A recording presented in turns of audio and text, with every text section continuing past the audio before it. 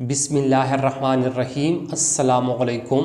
आज का हमारा टॉपिक है surface area to volume ratio. आज के इस लेक्चर में हम surface area to volume ratio को डिस्कस करते हैं।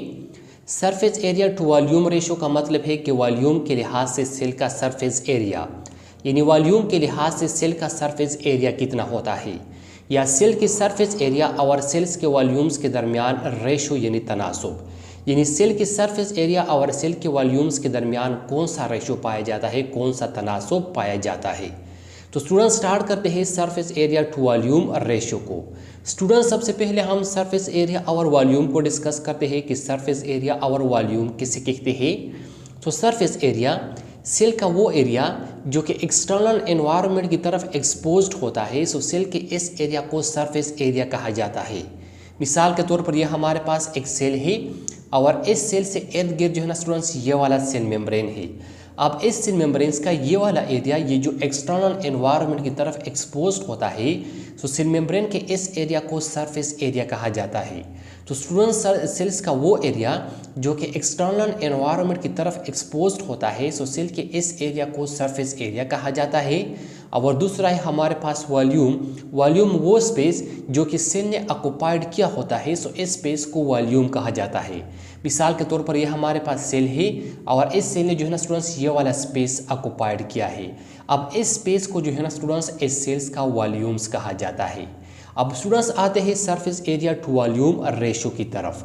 Students surface area to volume ratio को समझने के लिए यहाँ पर मैंने आप लोगों के लिए दो डायग्रामेटिकल स्ट्रक्चर ड्रा किए हैं और इन दो डायग्रामेटिकल स्ट्रक्चर और मैथमेटिकल फार्मूला के जरिए जो है ना स्टूडेंट्स हम surface area to volume ratio को समझेंगे। अब स्टूडेंट्स इस दो डायग्रामेटिकल स्ट्रक्चर में हमारे पास ये वाला जो स्ट्रक्चर है, ये जो है ना स्टूडेंट्स हमारे पास वन लार्ज क्यूबिक सेल का स्ट्रक्चर है। हमारे पास जो है ना स्टूडेंट्स एक लार्ज सेल का स्ट्रक्चर है, लेकिन ये जो सेल्स होता है जो है ना स्टूडेंट्स क्यूबिक होता है, मतलब इनके तमाम साइड जो है ना स्टूडेंट्स वो एक दूसरे के साथ सेम होते हैं, एक दूसरे के साथ बराबर होते हैं। और ये वाला जो स्ट्रक्चर है स्टूडेंट्स ये हमारे पास 27 स्मॉल सेल्स के स्ट्रक्चर है। स्टूडेंट्स ये हमारे पास जो है ना वन लार्ज सेल का स्ट्रक्चर है और ये हमारे पास 27 स्मॉल सेल्स का स्ट्रक्चर है। अब स्टूडेंट्स ये दोनों, ये वन लार्ज सेल और 27 स्मॉल सेल, ये दोनों जो है ना स्टूडेंट्स ये वॉल्यूम के लिहाज से या साइज़ के लिहाज से जो है ना स्टूडेंट्स वो सेम होते हैं। मतलब इन दोनों का वॉल्यूम या इन दोनों का साइज जो है ना स्टूडेंट्स वो सेम है, वो बराबर है। अब स्टूडेंट्स यहाँ पर जो है ना ये बात याद रखना कि जो लार्ज सेल होता है, लार्ज सेल का सरफेस एरिया इसके वॉल्यूम्स के मुकाबले में कम होता है। तो स्टूडेंट्स लार्ज सेल का सरफेस एरिया इसके वॉल्यूम्स के मुकाबले में कम होता है और स्मॉल सेल का सरफेस एरिया इनके वॉल्यूम के मुकाबले में ज़्यादा होता है। आसान अल्फाज में मैं आपको समझाता हूँ। जो लार्ज सेल होता है, लार्ज सेल का सरफेस एरिया कम होता है और उसका वॉल्यूम ज़्यादा होता है। और जो स्मॉल सेल्स होती है, स्मॉल सेल्स का सरफेस एरिया ज़्यादा होता है और उसका वॉल्यूम्स कम होता है।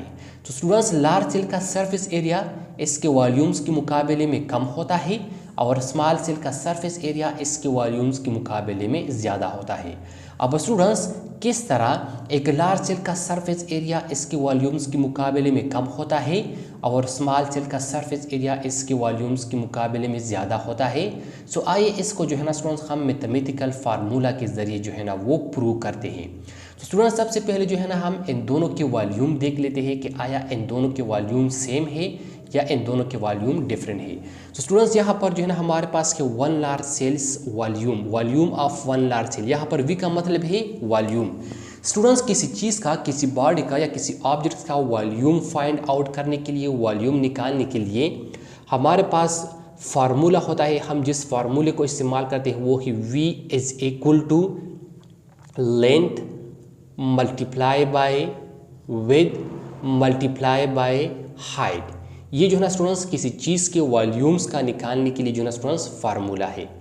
V इज इक्वल टू मतलब volume is equal to length multiply by width multiply by height. अब स्टूडेंट्स हमारे पास जो लार्ज सेल है, इसका लेंथ कितना होता है, विड्थ कितना होता है और हाइट कितना होता है। स्टूडेंट्स मैंने आपको स्टार्ट में बताया कि ये हमारे पास क्यूबिक सेल्स है, मतलब इनके तमाम साइड जो है ना वो बराबर होती है। अब स्टूडेंट्स इनका ये जो लेंथ होता है, ये जो ना स्टूडेंट्स इसका क्या है, ये जो ना स्टूडेंट्स इसका लेंथ है।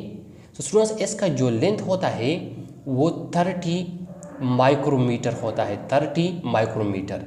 इसके साथ साथ इसका ये वाला जो विड्थ होता है, ये वाला विड्थ, इसका ये विड्थ भी जो है ना स्टूडेंट्स 30 माइक्रोमीटर होता है।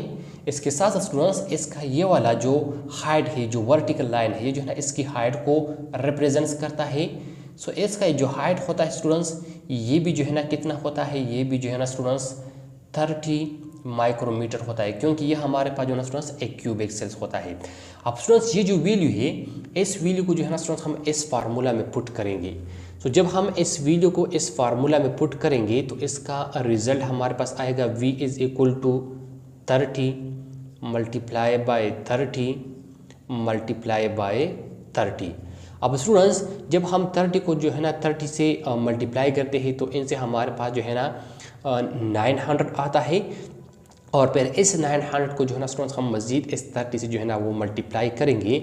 तो जब हम इस 900 को मज़ीद जो है ना स्टूडेंट्स वो 30 से मल्टीप्लाई करेंगे तो इसका रिज़ल्ट हमारे पास आ जाएगा 27,000 माइक्रोमीटर क्यूब। तो स्टूडेंट्स इस 1 लार्ज सेल्स का वॉल्यूम जो है ना हमारे पास कितना आ गया, इस 1 लार्ज सेल का जो वॉल्यूम होता है वो जो है ना 27,000 माइक्रोमीटर क्यूब होता है।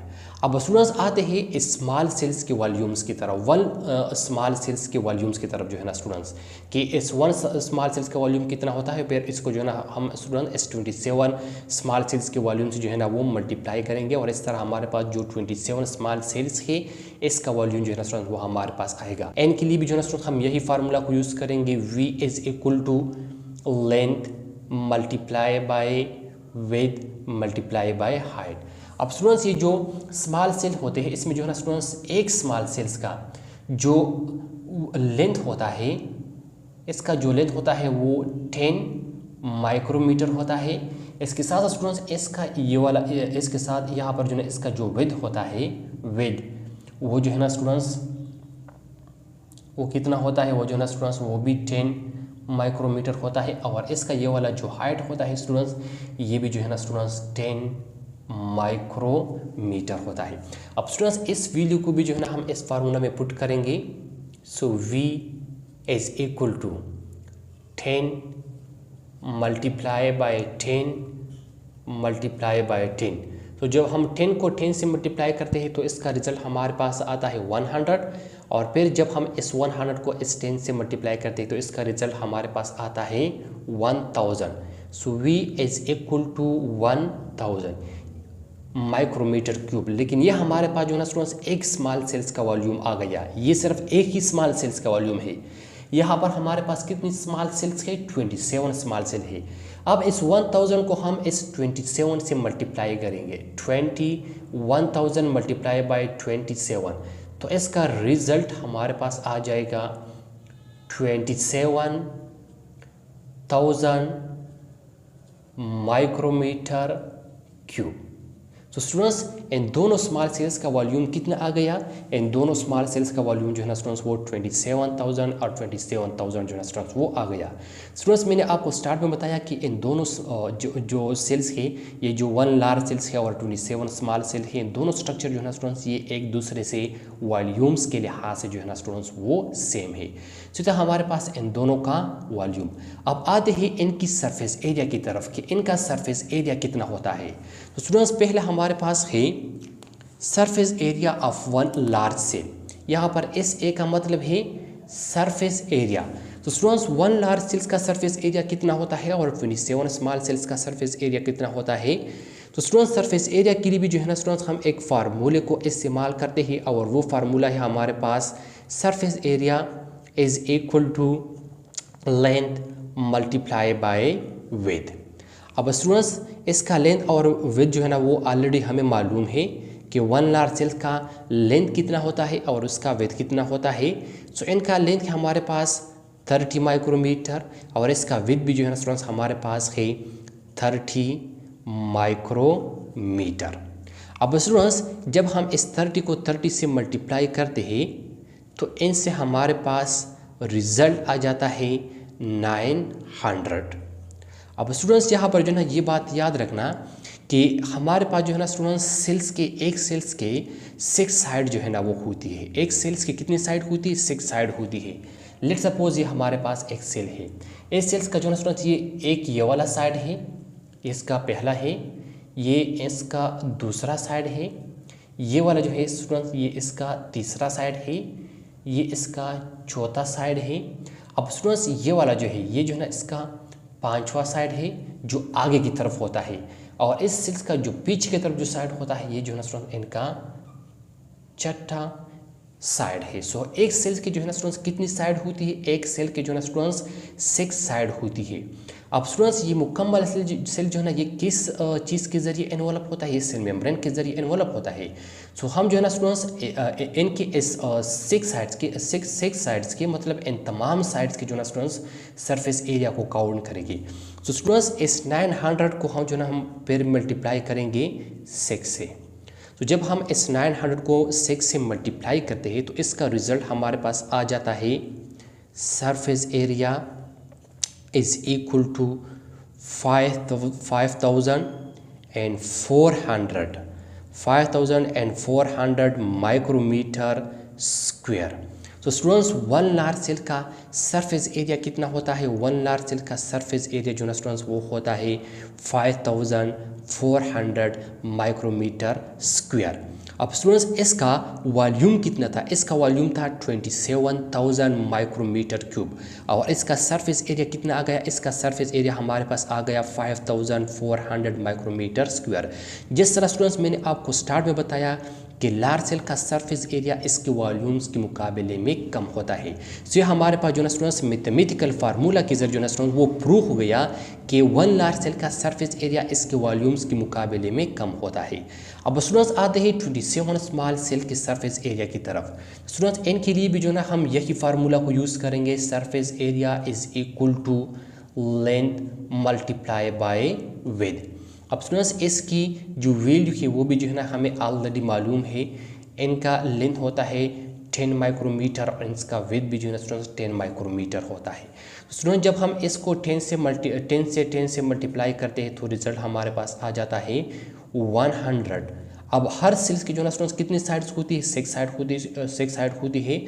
सो इस 100 को जो है ना स्टूडेंट्स हम 6 से मल्टीप्लाई करेंगे तो इसका रिजल्ट हमारे पास आ जाएगा surface area is equal to 600। अब स्टूडेंट्स ये जो हमारे पास सिर्फ एक ही स्मॉल सेल का सरफेस एरिया आ गया, लेकिन यहाँ पर हमारे पास कितनी स्मॉल सेल है? 27 स्मॉल सेल है। तो ये 600 को हम जो ना स्टूडेंट्स 27 से मल्टीप्लाई करेंगे। तो जब हम 600 को 27 से मल्टीप्लाई करते हैं तो इसका रिज़ल्ट हमारे पास आ जाता है 16,200 माइक्रोमीटर स्क्वायर। अब स्टूडेंट्स अगर हम यहाँ पर देखें तो यहाँ पर जो है ना हमारे पास इस लार्ज सेल का 1 लार्ज सेल का जो सरफेस एरिया था वो इस 27 स्मॉल सेल की सरफेस एरिया से जो है ना स्टूडेंट्स वो कम आ गया। अब स्टूडेंट्स 1 लार्ज सेल का जो सरफेस एरिया होता है वो इस 27 स्मॉल सेल के सरफेस एरिया से क्यों कम होता है?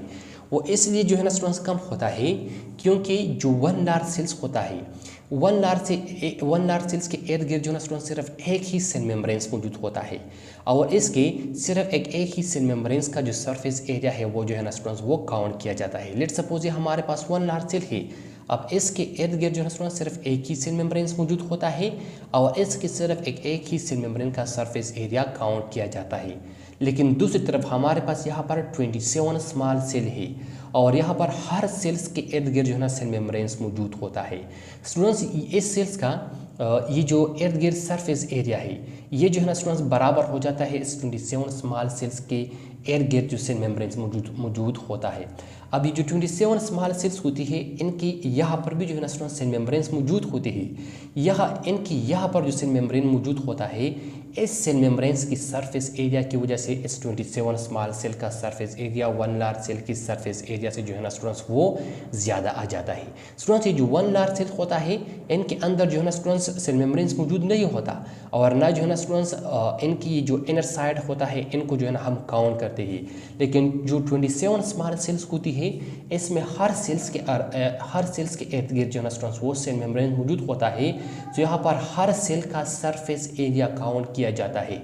सो इसी वजह से जो है ना स्टूडेंट्स 27 स्मॉल सेल का जो सरफेस एरिया होता है वो जो है ना स्टूडेंट्स 1 लार्ज सेल के सरफेस एरिया से जो है ना स्टूडेंट्स वो ज़्यादा होता है। इसके साथ साथ स्टूडेंट्स सेल के लिए जो नीड ऑफ न्यूट्रिएंट्स होता है, needs of nutrients, need of nutrients and rate of waste products,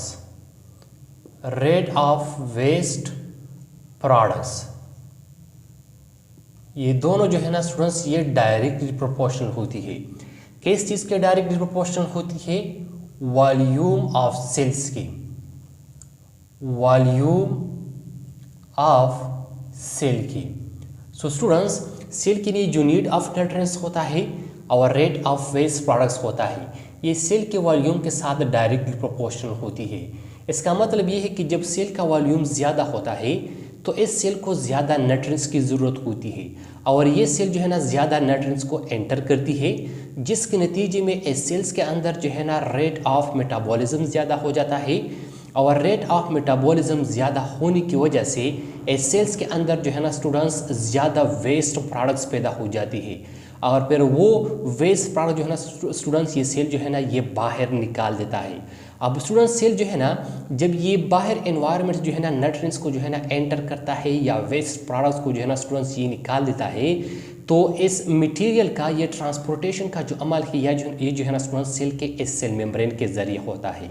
अब स्टूडेंट्स जब सेल्स का वॉल्यूम ज़्यादा होता है, मतलब जब हमारे पास जो है ना लार्ज सेल होता है तो लार्ज सेल्स का वॉल्यूम जो है ना स्टूडेंट्स वो ज़्यादा होता है। ज़्यादा वॉल्यूम्स होने की वजह से इसको ज़्यादा न्यूट्रिएंट्स की ज़रूरत होती है, इसके साथ साथ ये जो है ना ज़्यादा वेस्ट प्रोडक्ट्स को खारिज करती है। लेकिन स्टूडेंट्स यहाँ पर जो है ना हमने ये मैथमेटिकली प्रूव किया कि लार्ज सेल्स का जो वॉल्यूम होता है वो इनकी सरफेस एरिया के मुकाबले में जो है ना स्टूडेंट्स ज़्यादा होता है, मतलब इसका सरफेस एरिया कम होता है लेकिन इसका वॉल्यूम जो है ना स्टूडेंट्स वो ज़्यादा होता है। अब स्टूडेंट्स इस तरह की फिर जो लार्ज सेल्स होती है इनमें जो है ना स्टूडेंट्स ये सरफेस एरिया कम होने की वजह से ये जो है ना मटेरियल का जो ट्रांसपोर्टेशन का जो अमल होता है ये जो है ना स्टूडेंट्स एक्सोसाइटोसिस और एंडोसाइटोसिस के ज़रिए करता है। इसके साथ साथ सेल मेम्ब्रेन में जो है ना स्टूडेंट मुख्तलिफ़ किस्म के ट्रांसपोर्टर जो है ना वो लगे होते हैं, और उस ट्रांसपोर्टर के ज़रिए जो है ना स्टूडेंट्स इसमें जो है ना ये ट्रांसपोर्टेशन का अमल हो जाता है। तो स्टूडेंट जो लार्ज सेल्स होता है, लार्ज सेल का सरफेस एरिया इसके वॉल्यूम्स के मुकाबले में जो है ना कम होता है। सो इसी वजह से जो है ना स्टूडेंट्स ये जो है ना फिर इस मटेरियल का ट्रांसपोर्टेशन मुख्तलिफ प्रोसेस के ज़रिए मुख्तलिफ जो है ना स्टूडेंट्स वो फिनोमेना के ज़रिए जो है ना स्टूडेंट्स वो करते हैं।